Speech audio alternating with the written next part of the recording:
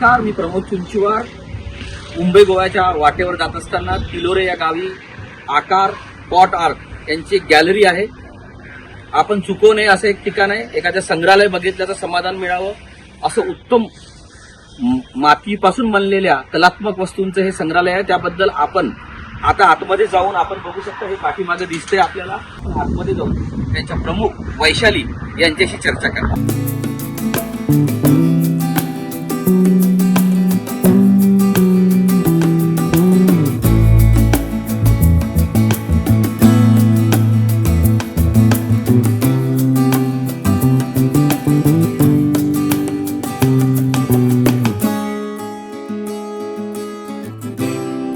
मुंबई गोवा महामार्गावर तिलोरे नावाचं तसं म्हटलं तर छोटंसं गाव, परंतु या गावाची एक वेगळी ओळख आहे.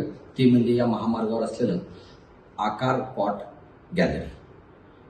मातीपासून बनलेल्या अनेक अतिशय उच्च दर्जाच्या कलाकृती इथे विक्री आणि प्रदर्शनासाठी ठेवण्यात आलेल्या आहेत.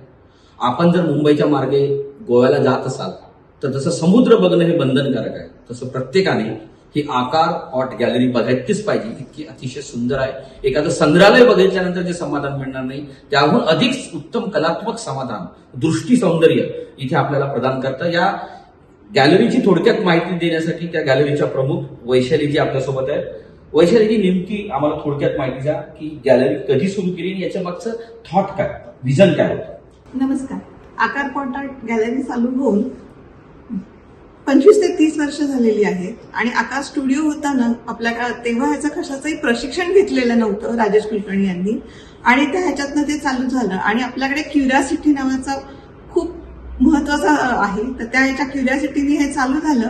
आणि मातीचं सौंदर्य हे तर आपल्याला लहानपणापासून माती खेळायला आवडतं, त्या ह्याच्यातनं ते चालू झालेलं.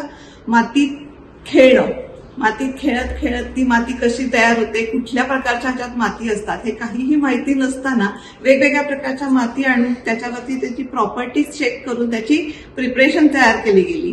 ती प्रिपरेशन तयार केल्यानंतर ती भाजायची कशी, कारण की भाजणं महत्वाचं ठरतं. मग ती भाजण्यासाठीची प्रोसेस एक एक शिकत गेलो. आणि मग ते करताना आता ह्या वेगळ्या टप्प्यावर आहोत. रोज नवीन काही ना काहीतरी शिकत असतोच आपण, त्या ह्याच्याने आहे. आणि इथे ते आता मातीचे कलर दिसत आहेत, हे सगळे मातीचे ओरिजिनल कलर आहेत.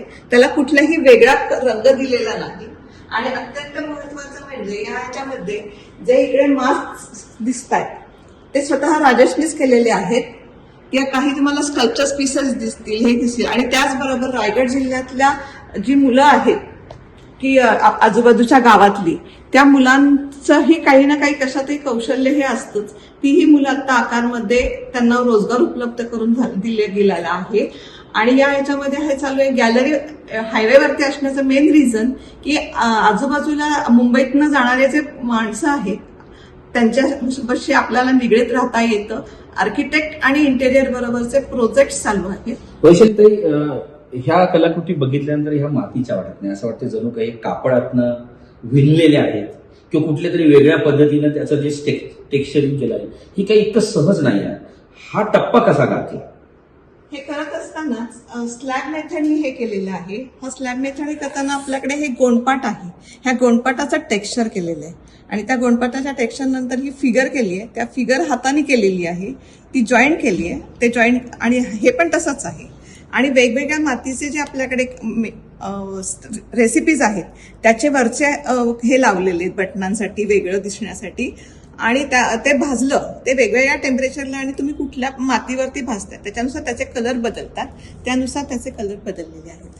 कसा प्रतिसाद आपल्याला मिळतो? लोक आता 25 वर्ष झाले, आपण दिवसेंदिवस वाढ होत आहे किंवा काय नेमकं प्रतिसाद, किंवा एकूण ग्रामीण अर्थव्यवस्थेला पण तुमच्या माध्यमातून कशी चालना मिळते या परिसरातल्या?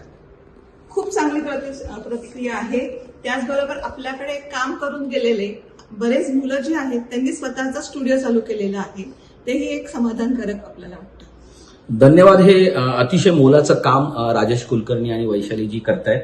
आपण या कामात आपण सर्वांनी या कलेची दाद दोन्ही अर्थाने, मौखिक अर्थाने आणि आर्थिक अर्थाने अशी देऊन या कलेचं प्रोत्साहन करायला पाहिजे. आणि ही कला महाराष्ट्राच्या किंवा देशाच्या कानाकोपऱ्यात जावे यासाठी कौशल्य प्रशिक्षण किंवा विविध माध्यमातून ही लोकांपर्यंत गेली पाहिजे, यासाठी आपण सर्व प्रयत्न करूया. धन्यवाद.